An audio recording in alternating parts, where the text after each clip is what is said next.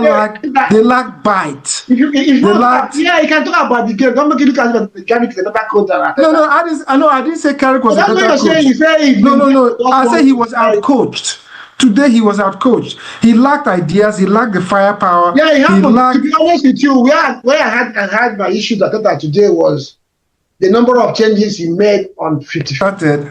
Yes. Start wherever. Ladies and gentlemen, welcome to a wonderful podcast for the first time. All those days not putting on Arsenal JC. I'm wondering, it's not on red or anything. I'm wondering what's going on today. But obviously, welcome back. I know you had to go bury your dad. I'm sorry about that, but the game happened today, and we all watched it. And I don't know, man. I figured out something. And I think this is something that Arsenal fans, the other time we were talking about, should you be concerned? The last 3 games Arsenal has played, we're talking about Liverpool, Nottingham Forest, and Man U. Arsenal has not scored on open play. So that's 90, 180, 270 minutes of soccer. No open play goal. The way they were played today, in a possible 9 points, Arsenal has gotten only 2. This is January. The way they've played this, the way Carrick played them this game, I'm really worried. Why am I worried? I'm worried because this is a blueprint for other teams. The way they were stifled, the way they were choked, and I do feel this may be the time, this may be the start of Arsenal capitulation. Mr. Altman, what do you think? Thank you, Nimi. Thank you for having me. Yeah, we're on Tranzeet, guys. I'm sure we'll have a lot of people, especially non-Arsenal fans, tune into this edition of Tranzeet. As like they say, bad publicity, good publicity, all is publicity. So that works. Yeah. So I'm happy to be here. Thank you for your kind wishes. We're back from the funeral, and we came back in one piece. Thank God for that. Yes. Concerning today's game, it was not just today's game. Today, as it is in EPL, was quite interesting. A lot of us, especially Arsenal fans, are not happy, while the rest are happy with all the good results that they got. Chelsea played very well today, winning 3-1. For the Arsenal game, your points are strong, and I tend to agree. There's really a cause for concern. I'm not going to dismiss the fact that, yes, cause for concern. That's very true. Cause for concern in terms of lack of goals, in terms of open play goals. Arsenal had 1 open play goal today. I'm not quite sure. I don't think that ball hit Martinez, but I mean, they probably hit. I think even if it was an open play goal, it wasn't. Well, yeah. But it's easy to. It's an own goal. It's an own goal. So what's that? What do you mean by open play? It wasn't set piece, no, but it's all good. Again, that's wrong with the narrative. Bring pressure now. So let's run with the narrative. Yes, we haven't had open play goals. We've had set piece goals. Yes, there was a time that this was the narrative. Set piece only. Corner FC, set piece only. At a point, Arsenal scored close to 15 goals open play. All that noise went away. Now, that same noise is back. It runs in cycles. It runs in phases. For Arsenal, there's always one thing that Arsenal are lacking, from the other. So it's all good. But overall, I thought United played very well. United played very well against City. I thought the 2 City unawares. So today's win against Arsenal is even more impressive than the game against City, because Arsenal saw how they played against City and prepared for it, and at the end of the day, played right into their hands with silly mistakes, with carelessness, with lack of intensity, with lack of passion, with missing out on duels. EPL is a league of duels. if you want to dominate and win, you've got to win majority of your duels. If at the end of the day you fail to win your duels all over the park, it's a recipe for disaster. That happened today. Arsenal didn't win their duels, didn't take advantage of the chances they had. Opportunities came in the first half. They were pretty dominant possession and territory wise, but all that was more of passing sideways and passing backwards rather than penetrating, moving forward. That's one key thing about United today. One impressive thing I saw against City that they repeated today was, I think Carrick must have spent some time on the training pitch encouraging them to do one-touch passes, right? These things seem to be simple. At that level, any footballer playing in the EPL should be able to do one-touch passing. And if you're able to do it and progress it, you can be very dangerous. And that's what United showed today. One-touch clinical passing, moving forward. That's what I was quite impressed with United today. Arsenal, of course, we are able to pass the ball, no doubt about that. If you cannot be a dominant team possession-wise without being able to pass the ball. Now, the difference is in quickly releasing that ball, quickly running into space, using 1-2s, and penetrating your opponents. That's where Arsenal were lacking. So let me not take too much time. I'll stop that. I know Mimi going to have a question for me, but let me quickly react to that. I kind of disagree with you to a larger extent. First of all, City won this league 4 seasons straight. They won 5 or 6 out of 7. And we know that none of those seasons we are there impeccable from beginning to the end. They always have their issues. Maybe last 10, 15 games of the season, they win all and they win the league. So seeing this as these 3 games as Arsenal not being this and that, I don't agree with it. I want to address this game as a game.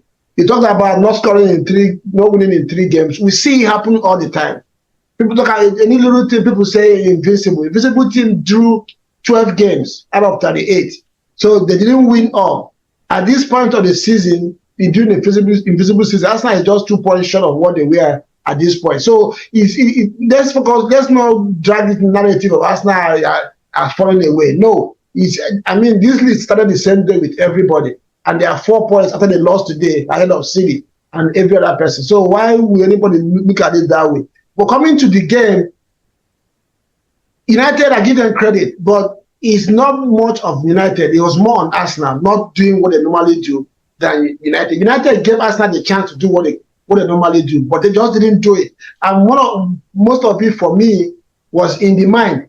If you're an Arsenal fan, you and I were talking during the week before this game, we know that when United pulls up, it's a different ball. I don't know what it is about United, but once Arsenal is playing against United, we have these issues. And we also know that in EPL, every team has their boogie team. Chelsea have their own. When they see Fulham, they pee in their pants. Their one is everybody knows who is a problem for them. And that's what happened today. Arsenal were not convincing in what they were doing. They were a little bit doubtful, and they had that heartedness executing their passes and their game plan. And this lasted for a long period. The goals United scored, Arsenal gave them 1. The goal that Cunha scored, nothing to take away from it. But if you look at it very well, when was the last time Arsenal allowed that space for anybody in front of that 18? You hardly see it. So that tells you where they were in terms of performance today. It was more on Arsenal than United, if you ask me. And this team is not known. I know they have not won any trophy, this particular group of players, but they are not known to come back into a game from 2-1, 5 minutes to go, and they consider another goal. It's not something that is in their habit. So it's a one-off thing. Credit to United, credit to Carrick, because this is his 5th game in second stints with United, and he has now won Arsenal twice. So that means he knows how to play against Arsenal. That means is a United ex-player true and true, because they always get one over Arsenal. So yeah, the only thing I would, like you mentioned, Bobo, Arsenal went back to their old habits in this game today. And one of the reasons is because Jesus started. If you watch very well, Maguire and Martinez had no pressure, especially in the first half on them, because Jesus was busy running left and running right. Nobody was engaging that. And that gave United one man or two free to press Arsenal. Even in the press, United was not really aggressive pressing Arsenal. We just put it into their hands and give away goals. So that's the way I see that. I don't really think it's a capitulation like Mimi is trying to create a narrative right now. It's a one-off thing. This same team went to San Siro of all places and won 3-1, clean and neat. So you can't come down around and say if they had lost that one, lost FA Cup, they just beat Chelsea 3-2 1 week ago. So how do you look at 5 games? Somebody scores out of 5 games, Inter Milan and Chelsea with the other 3 big games. Arsenal has scored almost 10 goals, and you're telling me that they can't score goals. But I don't accept that narrative, Nimi. Well, you may not accept it, but we're looking. I said the last 3 games in the EPL, and you know, you saw what you saw. I saw what I saw with the Arsenal team. I saw a team that lacked bite. I saw a team that was lacking. They were lacking ideas. A team that lacked ideas throughout the game. I saw a team where a player like Zubimendi had an awful game. And if you checked out all the goals that came, they came from a particular place in the middle. Yeah. Too much space out there. And that is an issue of fatigue. If you look at Rice, you look at Zubimendi, have they been overplayed? What is the backup plan? What is the strategy going forward? This is what I'm seeing. What I portend, you're going to go play Leeds. Going to that stadium, Leeds, as we all know, Leeds is a boogie team for most of the teams. Liverpool went there, they couldn't get a victory. Chelsea got there, we were manhandled. So this is a team that is good at playing that 4-5-1, sit deep. And we saw how Arsenal struggled against Nottingham last week. So all of this, to me, I'm not even looking at City. The team I'm looking at is for Aston Villa in this race that's going on with Onana back and all of that team cohesion. And when I looked at Arteta again today, I saw a coach that just didn't have the magic wand, that was looking for vibes and cruise to win this game. It was unfortunate to me. I felt that Carrick outcoached Arteta in this game. Yes. And it was quite evident from the start to the finish that Carrick has been on this job maybe 1.5 weeks, 2 weeks, and he had coached Arteta. So that's a big concern for me, as Odunze laughing right now, as a big concern, as a neutral. Okay, let me ask you a question. So if let's assume Maresca was sacked this week and you need a coach and this game was played, Arteta and Carrick are available, you hire Carrick. If I hire Carrick, is that what kind of question is that? Now, asking who would you pick between 2 of them? Between 2 of them, definitely. I don't think that's a fair question. No, I'm asking you. I say if today. Definitely, most people will pick Arteta. Most people will pick Arteta. You. Who will I pick? Yes. Most definitely, I would. If the case, I would try to pick Arteta. Ask a question. Who will you pick? I answered the question. You try. No, who will you pick? As they give you Carrick Arteta today, so take one of them for Chelsea job. Who will you take? Man, for Chelsea job, they kind of it will be a toss-up for me personally. So who will you choose, Nimi? I wouldn't be able to give that answer right now as to who I would take. Who I would take. But Osborne, you saw the game today. Osborne, you saw the game today. Yes, Arsenal they lack bite. You can talk about the game. Don't make it look as if Carrick is a better coach than Arteta. I didn't say Carrick was a better coach. No. I said he was outcoached.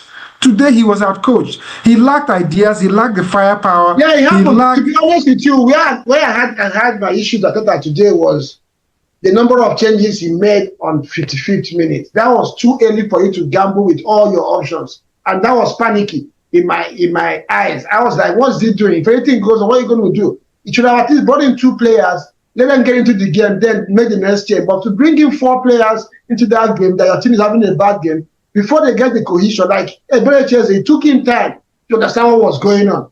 By the time the Super was going on, the game was almost. Another question I want to ask you guys too. Eberechi looks like a player that is shell shocked. This is not Eberechi that scored the hat trick against Tottenham. I think those 3-4 games where he wasn't even played, his confidence level. And one thing I observed is when he held the ball, there were certain times he needed to play the ball real quick, and he was holding the ball, holding it, and making a mistake. So I don't know, man. I don't know how you want me to react? You want to react, or you want me to? If you want me to react about Chelsea, well, there's a video I made last week. I said Arsenal's strength is becoming their weakness, and what I mean by that, we have a system. Arteta has built a very strong system, a team that is difficult to beat, that wins games, and that have stayed together. But I think at some point, you also need to allow players freedom to do some things outside the box. And that's what Arsenal lacks right now. Like today, about 10, 15 minutes to the end of that game, we are still trying to build this slow passing team from behind, a pass, Manchester United. No, at that point, go long, it cause some chaos in that United 18-year bus. So the Eberechi, I think what has happened is he was playing for Crystal Palace, a team that maybe, let me use the word, worshipped him. So they played for him, and everything was going through him. He took his time. He's a maverick kind of player. He does what he thinks was for the team. And again, he was playing for a team that were using runners. So anytime he picks up the ball and look up, somebody is running. It's very easy to place that pass. But it has come to a club where there is a system, there's a way, there are patterns of play. So it's going to take him a little bit of time to get there. And I also believe, this is uncomfortable, this is what I feel, that they are drilling him behind the scenes that this is how we play. So it's not coming off natural for him. He's adapting. So when you talk about holding the ball, that's how Eberechi always plays. What he plays for him the way he feels is right. And most of the time he comes off because it's natural to him. But now, I think sometimes he lacks that conviction on what exactly to do. And it's going to come. I'm not worried about Eberechi. The only thing is that, like you mentioned, Arsenal is going for the league. They need players to perform now. So he has to find a way to get it right as quickly as possible.